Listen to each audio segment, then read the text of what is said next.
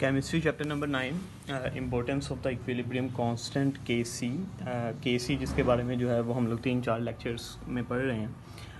इसकी इम्पोर्टेंस क्या है, ये हम लोग क्यों फाइंड आउट करते हैं, के सी होता क्या है, ये मैंने आपको बता दिया था कि के सी जो है वो एक रेशियो है between the product of the concentration of product divided by the product of the concentration of reactants का मतलब ऊपर प्रोडक्ट लें नीचे रिएक्टेंट्स लें इन आ रिवर्सिबल रिएक्शन और इन दोनों को डिवाइड कर दें तो जो वैल्यू हमारे पास आती है उसको हम लोग जो है इक्विलिब्रियम कांस्टेंट के सी का नाम देते हैं। ठीक है, अब हर एक रिएक्शन के लिए के सी की वैल्यू जो है वो डिफरेंट होती है और ये भी चीज़ आपने याद रखनी है कि के सी जिसको इक्विलिब्रियम कांस्टेंट कहते हैं ये होता कब है, ये अटेन कब होता है जब एक रिएक्शन इक्विलिब्रियम में चला जाता है। ठीक है, थोड़ा सा रिवाइज आपको करवाता हूँ कि ये हाइड्रोजन और आयोडीन ये दोनों जब आपस में मिलेंगे तो हाइड्रोजन आयोडाइड बनाएंगे। ये एक रिवर्सिबल रिएक्शन है। जब हाइड्रोजन और आयोडीन मिलकर हाइड्रोजन आयोडाइड बना रहे हैं तो ये फॉरवर्ड रिएक्शन हो रहा है। ये जब हाइड्रोजन आयोडाइड जो है वो डीकम्पोज हो गई इन दोनों में कन्वर्ट होगा तो ये रिवर्स रिएक्शन होगा।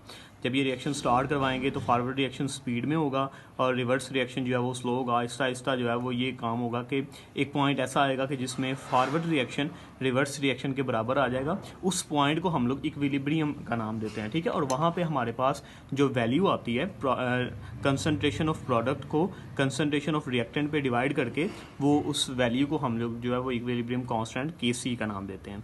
जब ये रिएक्शन हम लोग करवाते हैं तो फॉर एग्जांपल आधे घंटे में या 40 मिनट में 50 मिनट में इन दोनों की वैल्यू सेम हो जाती हैं। ठीक है, वैल्यू सेम होने का मतलब ये है कि रिएक्टेंट्स और प्रोडक्ट जितने रिएक्टेंट्स बन रहे हैं उतने प्रोडक्ट बन रहे हैं।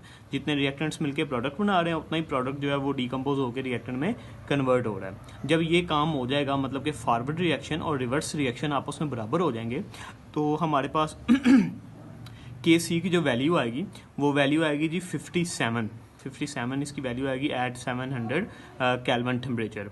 अब आप फ़र्ज़ करें कि आपने ये रिएक्शन करवाना स्टार्ट किया और रिएक्शन करवाने के बाद तकरीबन 5 मिनट बाद या 10 मिनट बाद हम लोग ये देखना चाहते हैं कि हमारा रिएक्शन जो है वो इस टाइम फॉरवर्ड चल रहा है या रिवर्स चल रहा है।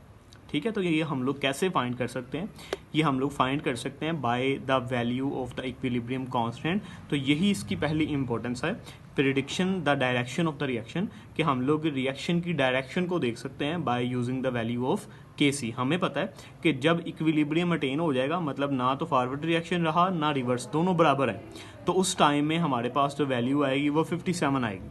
ठीक है, अब ये रिएक्शन हमने करवाया और 5 मिनट बाद या 10 मिनट बाद हमने देखा कि हमारे पास आयोडीन की वैल्यू जो आयोडीन की जो अमाउंट बाकी रह गई है वो 0.1 रह गई है मोल पर डेसीमीटर क्यूब। आयोडीन की जो रह गई है वो 0.2। अब ये लिया हमने टेम्परेचर किसी भी टाइम टी पे, मतलब कि अभी हमें पता नहीं है कि इक्विलिब्रियम अटेन हुआ है या नहीं हुआ। हम लोग यही पता करना चाहते हैं कि आया कि इक्विलिब्रियम अटेन हो गया या नहीं हुआ। अगर नहीं हुआ तो डायरेक्शन क्या है रिएक्शन की, रिएक्शन जो है वो फॉरवर्ड चल रहा है या रिवर्स चल रहा है। तो हमने ये रिएक्शन जब करवाया तो टाइम टी गुजरने के बाद कोई भी टाइम वो गुजर गया तो हमने देखा जी क्या हाइड्रोजन की अमाउंट इतनी रह गई है, आयोडीन की 0.2 रह गई है और हाइड्रोजन आयोडाइड की जो है वो 0.4 रह गई है। तो हम यही वाला फार्मूला लगाएंगे विच इज़ यूज इन के सी और इसको रिप्रेजेंट करवा देंगे क्यू सी से। क्यू सी से इसलिए रिप्रेजेंट करवा रहे हैं कि हमें पता नहीं है कि अभी ये इक्विलिब्रियम पे आया या नहीं। जब इक्विलिब्रियम पे आ जाएगा तो यही क्यू सी जो है इसको के सी से रिप्रेजेंट करवा दिया जाता है। इनकी वैल्यूज़ हम लोग इस फार्मूले में लगाएंगे। हाइड्रोजन आयोडाइड की जगह मैंने 0.4 लगा दिया, हाइड्रोजन और आयोडीन की जगह जो उनकी वैल्यूज़ लगा दी। इनको मैंने जब हल किया डिवाइड किया तो मेरे पास वैल्यू आ गई 8। ठीक है, अब ये 8 जो है ये वैल्यू 57 के इक्वल नहीं है, ठीक 57 से कम है। तो अब हमें ये कैसे पता चलेगा कि रिएक्शन रिवर्स चल रहा है या फॉरवर्ड चल रहा है, तो फिर ये 3 पॉसिबिलिटीज़ आ जाती हैं हमारे पास। अगर तो क्यू सी की वैल्यू ये जो आपके पास 8 आई है क्यू सी की वैल्यू ये के सी की वैल्यू से छोटी है तो रिएक्शन जो है वो फॉरवर्ड चलेगा।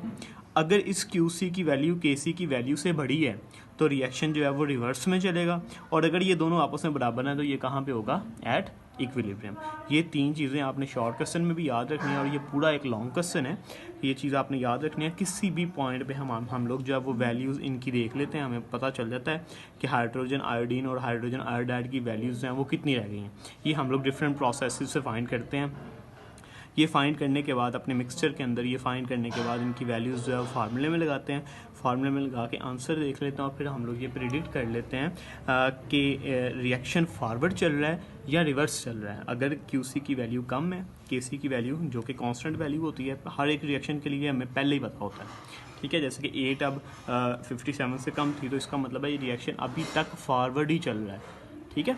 और अगर ये वैल्यू जो है वो 80 आ जाती, 57 से बड़ी आ जाती, तो हम लोग ये कहते हैं भाई रिएक्शन जो है वो रिवर्स चल रहा है, ठीक है।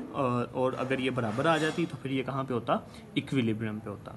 ऐसा होता क्यों है बेटा, इसलिए कि देखें हमने जो प्रोडक्ट है वो ऊपर ली है और उनको डिवाइड किया है रिएक्टेंट से। अगर आपकी प्रोडक्ट ज़्यादा होगी, अगर ये वैल्यू जो है वो बहुत ज़्यादा होगी, तो ज़ाहिर बात है रिएक्शन यहाँ से रिवर्स की तरफ जाएगा। और अगर ये वाली वैल्यू बड़ी होगी तो हमारे पास आंसर भी बड़ा आएगा। ऊपर वैल्यू अगर ज़्यादा लें, जिसको हम लोग नोमिनेटर कहते हैं, नोमिनेटर में अगर वैल्यू बड़ी हो और उसको छोटी वैल्यू से डिवाइड किया जाए तो आंसर बड़ा आता है। तो अगर यहाँ पे प्रोडक्ट ज़्यादा हो गई, कॉमन सेंस की बात है, अगर प्रोडक्ट ज़्यादा है तो यहाँ से उस तरफ जाएगा, और अगर वहाँ पे रिएक्टेंट ज़्यादा है तो वहाँ से इस तरफ आएगा, ठीक है। तो ये चीज़ आपने याद रखनी है। दूसरी जो इसकी इंपॉर्टेंस है उसको इंशाल्लाह हम लोग कल डिस्कस करेंगे। ये पूरा एक लॉन्ग क्वेश्चन है, एक आती होती है इंपॉर्टेंस लॉन्ग क्वेश्चन में, यहाँ ये वाली जो कल इंशाल्लाह डिस्कस करेंगे उसके बारे में पढ़ लेंगे।